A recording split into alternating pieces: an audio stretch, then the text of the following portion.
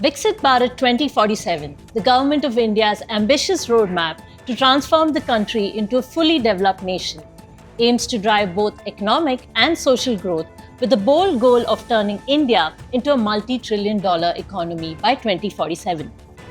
While manufacturing and production are key pillars of this vision, there's one industry quietly becoming the backbone of this transformation: fintech, and is playing a crucial role in powering India's journey to a $5 trillion economy.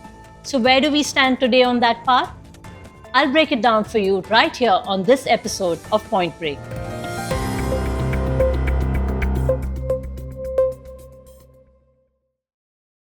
According to the keynote at the FinTech Fusion India event last week, India's digital economy will only reach its full potential if its financial infrastructure is real-time, inclusive, and interoperable.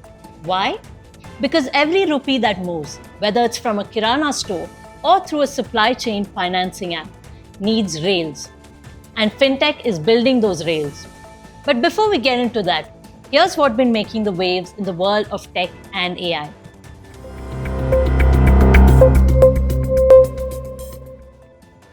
Gujarat and Tamil Nadu are taking India's space ambitions to the next level. Gujarat has become the first state to launch a dedicated space tech policy, planning to build satellite launch pads in Kutch and Dholera. With support from ISRO and national agencies, the state is set to make India's space ecosystem more accessible to private players. Meanwhile, Tamil Nadu is not far behind. Its newly approved Space Industrial Policy 2025 aims to attract 10,000 crore rupees in investments and create 10,000 jobs in the space sector. What happens when you take Silicon Valley's obsession with foundation models and apply it to the battlefield? Scout AI just came out of stealth with a bold ambition of powering the US military's future robot army. Backed by a $15 million seed round led by Align Ventures and Booz Allen's venture arm, Scout is rolling out Fury, a vision language action foundation model built for defense. So why does it matter? Every branch of the military is wrestling with the same problem: deploying autonomous systems at scale. Fury is trained to interpret mission context, take commands in natural language, and function across land, air, sea, or space, even when GPS or comms go down. 2 Department of Defense contracts are already in place, and if it works, Fury could rewrite how robots understand and execute modern warfare. Looks like Sam Altman is going all in on his nuclear energy side project. He recently posted an opening for a senior semiconductor device engineer at Helion, a fusion power company with the ambitious goal of building the world's first fusion power plant. Helion's mission? To deliver unlimited clean electricity for a sustainable future, with backers including Altman himself, SoftBank, and Lightspeed. The company's latest prototype, Trenta, has already hit plasma temperatures of 100 million degrees Celsius. And now they're working towards Polaris, the world's first fusion power plant. As AI continues to demand more power, Helion's fusion energy could be the key to meeting this need.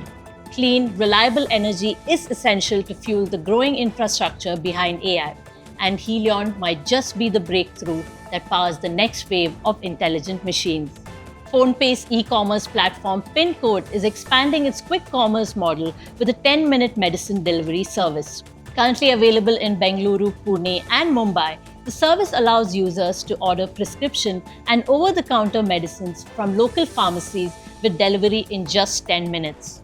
This move places PinCode alongside other players like Zepto and Swiggy, which are also exploring rapid medicine delivery. Zepto has introduced Zepto Pharmacy in select locations, offering both prescription and OTC medicines. Similarly, Swiggy's Instamart has partnered with PharmEasy to pilot 10-minute medicine deliveries in Bengaluru. And speaking about fintech companies, its growth is crucial. With over 10,000 fintech startups in India, how are we strengthening the Indian economy? Let's break it down.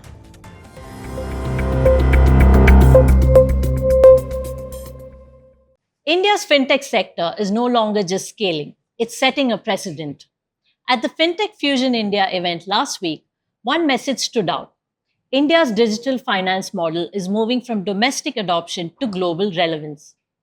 With over 520 million active UPI users and 13 billion monthly transactions, the country's real time payment infrastructure is now seen as a reference point. In 2023, India processed more than 117 billion digital transactions, the highest globally. As India eyes a $5 trillion economy, fintech is emerging as one of the core enablers. Platforms like UPI, Aadhaar, Account Aggregator, and ONDC form the backbone of the country's digital public infrastructure, or DPI, a stack that facilitates credit access, streamlining money movement, and bringing informal economic activity into the formal fold. So when we're looking at the clarion call that the Prime Minister and others have made, especially some of the ministers have been speaking about this, is about how do we become a developed country by 2047. So the first step is actually helping digital economy become 1 trillion, and that will contribute to 20% of the 5 trillion goal in terms of GDP numbers. So when that happens, it also automatically means that we will have payments which become the foundation, and actually help to cater to a multiple number of use cases, whether it's healthcare, it's agri-care, it could be any of them. E-commerce, which is going to be huge, right? Because India also, we should have the ability for anybody to be able to sell to anybody without having to incur a lot of fees. All of that happens over payments. So I think the digital economy, as it continues to grow, you will need an exchange of value that will happen through payments. The implications go beyond payments. For MSMEs, gig workers, and small retailers, fintech is enabling formal financial access at scale. UPI is now being used not just for peer to peer transfers, but for everything from retail payments to cross border remittances. There's also a shift underway in business models. While the early phase of Indian fintech was largely consumer led, newer players are focused on B2B and B2B2X, developing APIs, credit underwriting models, compliance tools, and embedded finance products tailored for enterprises. The global response has been significant. International investors are increasing bets on Indian startups and, in some cases, testing products in the Indian market due to its maturity of its DPI stack. India's fintech footprint is also expanding regionally, with companies entering Southeast Asia, the Middle East, and Africa. What began as a domestic model is now being viewed as an exportable framework.